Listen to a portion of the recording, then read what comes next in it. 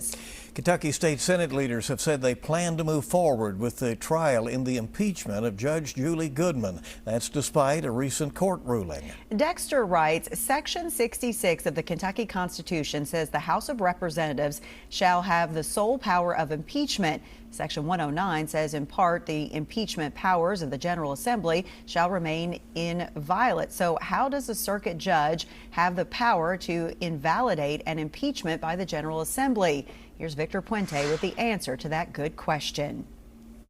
That question is one of many that have come up around this impeachment that doesn't have a clear answer because they've never been asked before. A Harvard law professor, Gerald L. Newman, wrote in the Kentucky Law Review in 2025 that we generally need to understand state-level impeachments better.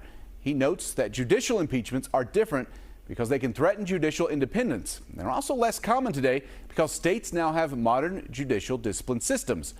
Those modern systems are part of the reason Franklin Circuit Judge Philip J. Shepard issued his ruling that the impeachment petition filed against Judge Julie Goodman was null and void. Shepard also said the impeachment does not state a claim for a misdemeanor in office as required by the Kentucky Constitution. The last time a judge was impeached in Kentucky was 1916, and in that case, the Senate never took up the case. That was long before Kentucky created the Judicial Conduct Commission. That was in 1975. Section 121 of Kentucky's Constitution says judges may be removed for good cause by that commission. Now, critics of the impeachment argue that if people believe Goodman acted improperly, the JCC, not impeachment, was the proper route.